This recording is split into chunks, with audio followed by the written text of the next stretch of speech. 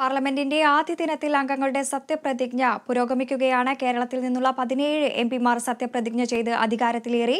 വാർത്തയുടെ വിശദാംശങ്ങളുമായി നിതിൻ പ്രഭാകരൻ ചേരുന്നു. നിതിൻ, കേരളത്തിൽ നിന്നുള്ള 17 എംപിമാരാണ് സത്യപ്രതിജ്ഞ ചെയ്ത് അധികാരത്തിലേറിയത്. വിശദാംശങ്ങൾ. വൃന്ദ, കേരളത്തിലെ എംപിമാരുടെ സത്യപ്രതിജ്ഞ ചടങ്ങ് പൂർത്തിയായിരിക്കുകയാണ്.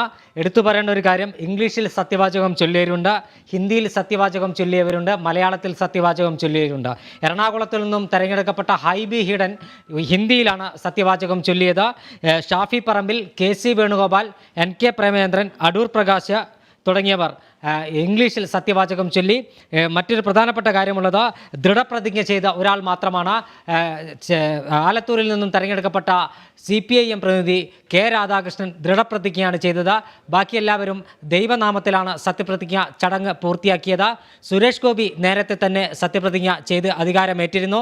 വയനാട് മണ്ഡലം ഒഴിഞ്ഞതിനാൽ ആ മണ്ഡലത്തിൽ നിന്ന് ആരും, രാഹുൽ ഗാന്ധി ഒഴിഞ്ഞതിനാൽ ആ മണ്ഡലത്തിൽ നിന്ന് ആരും സത്യപ്രതിജ്ഞ ചെയ്തില്ല. തിരുവനന്തപുരത്തു നിന്നും ജയിച്ച ശശി തരൂർ നിലവിൽ വിദേശ പര്യടനത്തിലാണുള്ളത്. അതുകൊണ്ട് അദ്ദേഹവും സത്യപ്രതിജ്ഞ ചടങ്ങിനെത്തിയില്ല. ബാക്കി 17 പേരും ഒരുമിച്ചാണ് സത്യവാചകം ചൊല്ലി അധികാരമേറ്റത്. സുരേഷ് ഗോപി രാവിലെ ദൈവനാമത്തിൽ സത്യവാചകം ചൊല്ലി അധികാരമേറ്റിരുന്നു. എന്തായാലും കേരളത്തിനെ സംബന്ധിച്ചിടത്തോളം അഭിമാന നിമിഷമാണ് എന്ന കാര്യത്തിൽ തർക്കമില്ല.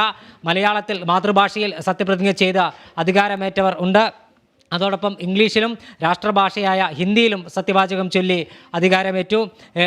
വലിയ ആവേശത്തോടു കൂടിയാണ് കേരളത്തിലുള്ള അംഗങ്ങളെല്ലാം തന്നെ സത്യപ്രതിജ്ഞ ചടങ്ങിനെത്തിയത്. അതിൽ മറ്റൊരു പ്രധാനപ്പെട്ട കാര്യമുള്ളത്, കോൺഗ്രസ് അംഗങ്ങൾ സത്യപ്രതിജ്ഞ ചടങ്ങിനെത്തിയപ്പോൾ ഭരണഘടനയുടെ പതിപ്പ് കയ്യിലേന്തി എന്നതും ശ്രദ്ധേയമായ കാര്യമാണ്. ഇന്ന് ലോക്സഭയിൽ സത്യപ്രതിജ്ഞ ചെയ്ത കോൺഗ്രസ് അംഗങ്ങളെല്ലാം തന്നെ ഭരണഘടനയുടെ പതിപ്പ് കയ്യിലെടുത്തുകൊണ്ടാണ് സത്യപ്രതിജ്ഞ ചടങ്ങിനെത്തിയത്. പ്രോട്ടം സ്പീക്കറുടെ മുന്നിലാണ് ഇവർ എല്ലാവരും സത്യവാചകം ചൊല്ലി അധികാരം ഏറ്റെടുത്തത്. ഞാൻ നേരത്തെ പറഞ്ഞതുപോലെ CPIM അംഗമായി ജയിച്ച ആലത്തൂരിൽ നിന്ന് തെരഞ്ഞെടുക്കപ്പെട്ട K. രാധാകൃഷ്ണൻ ഒഴികെയുള്ളവരെല്ലാം തന്നെ ദൈവനാമത്തിലാണ് സത്യപ്രതിജ്ഞ ചെയ്തത്.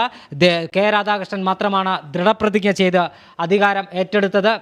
ഇനി ബാക്കി അംഗങ്ങളുടെ അക്ഷരമാലാ ക്രമത്തിൽ, സംസ്ഥാനങ്ങളുടെ അക്ഷരമാലാ ക്രമത്തിലാണ് സത്യവാചകം ചൊല്ലിക്കൊണ്ടിരിക്കുന്നത്. ഈ 543 അംഗങ്ങളാണ് ലോക്സഭയിലുള്ളത്. അംഗങ്ങളുടെ സത്യപ്രതിജ്ഞ ചടങ്ങ് പൂർത്തിയായി കഴിഞ്ഞാൽ സഭാ സമ്മേളനത്തിന് തുടക്കം കുറിക്കും. പ്രക്ഷുബ്ധമാകുന്ന ഒരു സഭാ സമ്മേളനത്തിനാണ് 18ാം ലോക്സഭ സാക്ഷ്യം വഹിക്കാൻ പോകുന്നത്. ആദ്യ സഭാ സമ്മേളനം തന്നെ പ്രക്ഷുബ്ധമാകുമെന്ന സൂചന പ്രതിപക്ഷവും ഭരണപക്ഷവും ഇതിനകം തന്നെ നൽകിക്കഴിഞ്ഞു. കേരളത്തിലെ അംഗങ്ങൾ ഉൾപ്പെടെയുള്ളവർക്ക് കൃത്യമായി കഴിഞ്ഞ 2 തവണത്തെ പോലെയല്ല ഇത്തവണ പ്രതിപക്ഷത്ത് കൃത്യമായ അംഗങ്ങളുണ്ട്. പ്രതിപക്ഷ നേതാവുണ്ടാകും.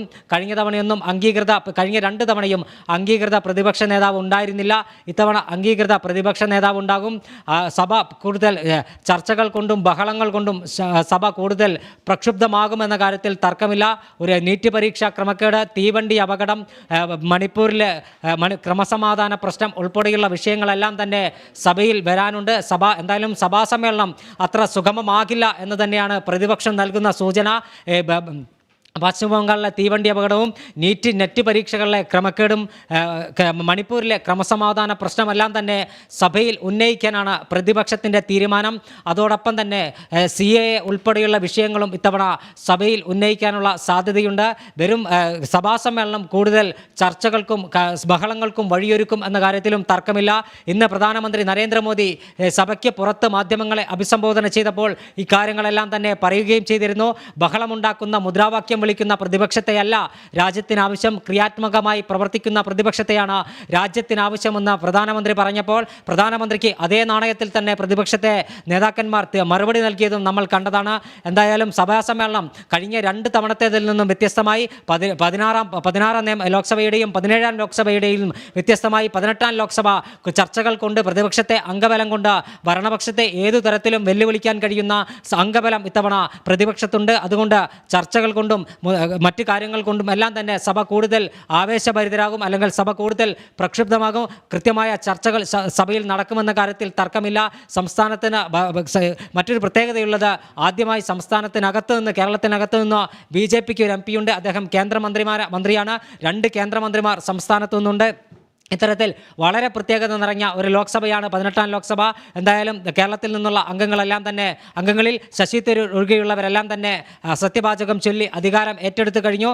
ഇനി മുഴുവൻ അംഗങ്ങളുടെയും സത്യപ്രതിജ്ഞ ചടങ്ങിന് ശേഷം ഇനി പാർലമെന്റ് 18ാം ലോക്സഭയുടെ ആദ്യ സമ്മേളനത്തിലേക്ക് കടക്കുകയാണ്. അതിനുശേഷം സ്പീക്കർ തെരഞ്ഞെടുപ്പ് ഉൾപ്പെടെയുള്ള പ്രക്രിയകൾ ബാക്കിയുണ്ട്. സ്പീക്കർ തെരഞ്ഞെടുപ്പുണ്ട്. ഇതുവരെ പ്രതിപക്ഷ നേതാവ് ആരാണെന്ന കാര്യത്തിൽ ഒരു തീരുമാനമായിട്ടില്ല. രാഹുൽ ഗാന്ധി പ്രതിപക്ഷ നേതൃസ്ഥാനം ഏറ്റെടുക്കുമോ തുടങ്ങിയ ചോദ്യങ്ങളെല്ലാം തന്നെ അവശേഷിക്കുകയാണ്. വരും ദിവസങ്ങളിൽ അതിനുകൂടിയുള്ള മറുപടിയും ഉത്തരവും നമുക്ക് ലഭിക്കും. വൃന്ദ. ശരി, പാർലമെന്റിന്റെ ആദ്യ ദിനത്തിൽ അംഗങ്ങളുടെ സത്യപ്രതിജ്ഞ പുരോഗമിക്കുകയാണ്. കേരളത്തിൽ നിന്നുള്ള 17 എംപിമാർ സത്യപ്രതിജ്ഞ ചെയ്തു. വാർത്തയുടെ വിശദാംശങ്ങൾ നൽകുകയായിരുന്നു നിതിൻ പ്രഭാകരൻ.